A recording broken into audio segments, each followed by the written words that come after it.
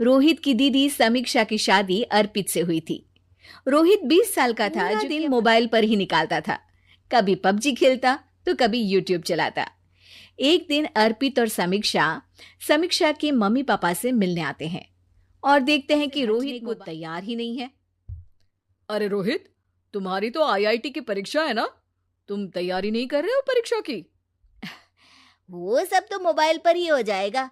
ये देखिए, ये है गूगल। इससे जो भी पूछो वो सब बता देता। आखिर कागज क्यों बर्बाद करूं? अरे पर तुम इन प्रश्नों की तैयारी बिना लिखोगे कैसे? उसमें क्या है, ये देखिए नोटपैड बिल्कुल कॉपी जैसा है, इसी पर कर लूंगा। हम जब तुम्हारी उम्र के थे तब हम दोस्त मिलकर प्रश्न हल किया करते थे। उससे हमारी हैंडराइटिंग की भी प्रैक्टिस हो जाती थी और समय का भी अंदाजा लग जाता था। और फिर साथ में हम एक दूसरे की मदद भी कर देते थे अगर कोई अटक जाए तो। आपका जमाना अलग था जी, जमाना फास्ट और स्मार्ट हो गया है। जमाना क्या, अब तो फोन भी स्मार्ट हो गया है। समय के साथ बदलना पड़ता है जीजा जी। अब बस भी कीजिए आप, हर चीज को लेक्चर में बदल देते हैं। रोहित अच्छा कर लेता है परीक्षा में। इतने में अर्पित के सास ससुर जी आ जाते हैं हॉल में और अर्पित इस बारे में बात नहीं करता। हालांकि अर्पित को लगता तो है कि पूरी तरह मोबाइल पर लगे रहना सही नहीं है, पर वो इस बात को और नहीं छेड़ता। ऐसे ही 2 दिन निकल जाते हैं। समीक्षा, मुझे काम से फोन आया था, मुझे वापस काम पर लौटना पड़ेगा। पर हमें आए हुए तो 2 ही दिन हुए हैं, अभी चले गए तो माँ और पापा को अच्छा नहीं लगेगा ना। अच्छा ठीक है, काम खत्म करके फिर लौट आऊंगा। एक काम कीजिए ना, परसों रोहित भी परीक्षा के लिए निकलेगा, आप उसी के साथ निकल जाना। दोनों वैसे भी बात नहीं करते, साथ में जाएंगे तो हो सकता है आप लोग आपस में बातचीत भी करने लग जाओ।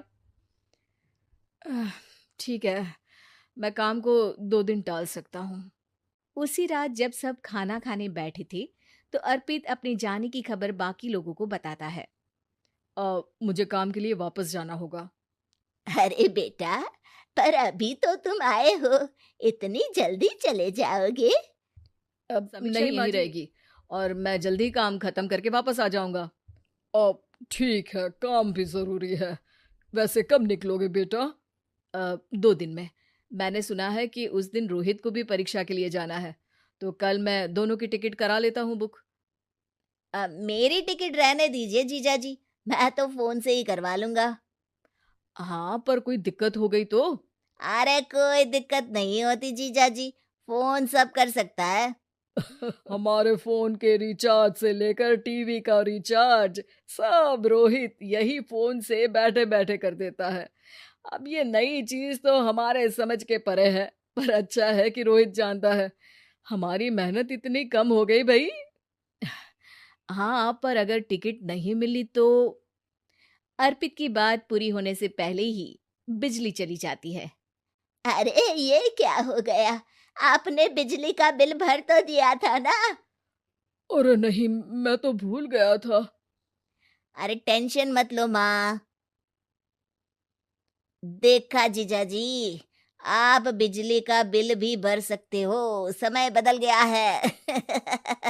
और फिर अर्पित इस बात पर बहस नहीं करता। अगले दिन जाकर अपनी टिकट करवाता है और पैकिंग कर रहा होता है जब शाम को अचानक से रोहित के चिल्लाने की आवाज आती है। नहीं, प्लीज प्लीज हो जा, ऐसा मत कर यार, प्लीज हो जा। अरे क्या हो गया रोहित? दीदी, सर्वर हैंग हो गया, मेरी टिकट नहीं हो पाई दीदी। क्या मतलब टिकट नहीं हो पाई? इतने में वहां रोहित के मम्मी और पापा भी आ जाते हैं। अरे क्या हो गया? माँ, मेरा टिकट नहीं हो पाया, सर्वर डाउन हो गया। अरे पर तूने तो बोला था कि हो जाएगा। हो जाता है, पर अब क्या करूं, ये क्या हो गया? अब कल की तो कोई बस भी नहीं है, ना ही अब टिकट मिलेगी ट्रेन की कल के लिए। मुझे तो कोई रास्ता नहीं दिख रहा।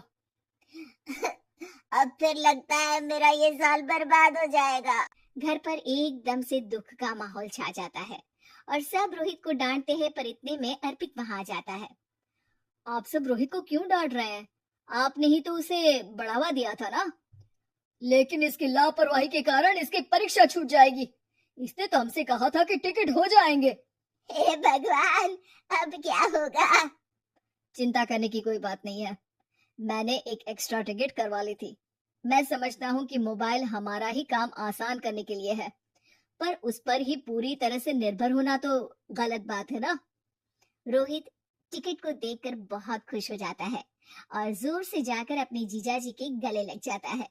सॉरी जीजाजी, मुझे आपकी बात ध्यान से सुननी चाहिए थी, पर थैंक यू सो मच। हाँ बेटा, तुमने तो इसका भविष्य बचा लिया। शिक्षा, दूसरों से मदद मांगना गलत नहीं, पर दूसरों पर निर्भर हो जाना गलत है।